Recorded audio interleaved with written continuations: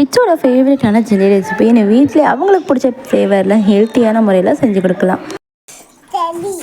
செய்யலாமா? செய்யறதுக்கு first 3 gram அளவுக்கு அகர் அகர் எடுத்துருக்கேன். இது ஒரு பவுலில் குட்டியாக கட் பண்ணி சேர்த்துட்டு நல்லா வெது வெதுப்பாக இருக்க தண்ணியில் 10லேருந்து 15 நிமிஷம் வரைக்கும் ஊற வச்சுருங்க. இது இருக்கட்டும். இந்த ரெசிபி என்னோட 2 வயசு குழந்தைக்கு செய்கிறதுனால நான் இன்றைக்கி பியூரான கருப்பட்டி எடுத்திருக்கேன். உங்களுக்கு கருப்பட்டி கிடைக்கல அப்படின்னா ஹனி, டேட்ஸ் பவுடர் இல்லை டேட் சிரப் அந்த மாதிரி கூட யூஸ் பண்ணிக்கோங்க. இல்லாட்டி நாட்டு சக்கரை கூட யூஸ் பண்ணிக்கோங்க.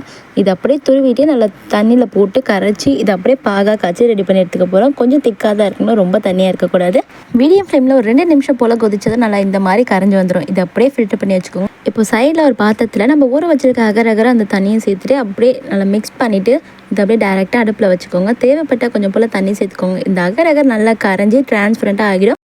இப்போ இது நல்லா கரைஞ்சி வந்ததோ இதில் 1 கப் அளவுக்கு பால் எடுத்து வச்சுருக்கேன். இதை காய்ச்சி ஆற வச்சுருக்க பால் தான் மறுபடியும் ஒரு வாட்டி பாயில் பண்ணிக்கலாம். நீங்கள் சுகர் சேர்க்குறதா தான் இந்த ஸ்டேஜில் சுகர் சேர்த்து நல்லா மிக்ஸ் பண்ணிடுங்க. சக்கரை நல்லா கரைஞ்சி வந்ததும் இதை அப்படியே நீங்கள் கோல்டன் பண்ண விட்டுருங்க. என்னோட பாப்பாக்காக நான் இன்றைக்கி எக்ஸ்ட்ராவாக ஒரு ஸ்டெப் பண்ண போகிறேன். ஸோ இது பப்பாயா பியூரே. நல்லா பப்பாயாவை மசிச்சுட்டு அதுக்கப்புறமா நீங்கள் ஒரு பவுலில் சேர்த்துக்கோங்க.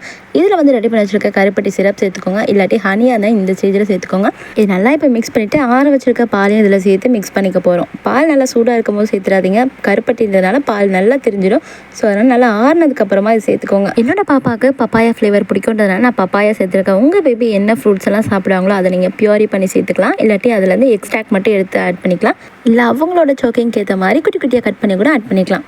இப்போ இது அப்படியே 2 மணி நேரம் போல் வெளியே வச்சுருங்க. இல்லாட்டி ஃப்ரிட்ஜில் கூட நீங்கள் ஸ்டோர் பண்ணி வைக்கலாம். அப்படியே எடுத்து பார்த்தீங்கன்னா நல்லா திக்காக கட்டியாகிடும். அவ்வளோதான், ஹோம்மேட் ஜெல்லி ரெடி. இது அப்படியே கிட்ஸு கிட்ட கொடுத்தீங்கன்னா நிஜமாவே விரும்பி சாப்பிடுவாங்க. என்னோட பொண்ணுக்கு ஹாப்பினஸ் தாங்க முடியல. அவ்வளோ சந்தோஷமாக இது பார்க்கும்போது சிரிச்சுக்கிட்டே இருந்தாங்க. ஸோ இந்த வீடியோ உங்களுக்கு பிடிச்சிருந்தா மறக்காமல் சர்வ் பண்ணி ட்ரை பண்ணி பார்த்துட்டு உங்கள் குழந்தைங்களோட ஃபீட்பேக்கை என் கூட கமெண்ட்டில் ஷேர் பண்ணிக்கோங்க. இதே மாதிரி இன்னும் நிறைய இன்ட்ரெஸ்டிங்கான வீடியோஸ்க்கு நம்மளோட சேனலை சப்ஸ்கிரைப் பண்ணிக்கோங்க.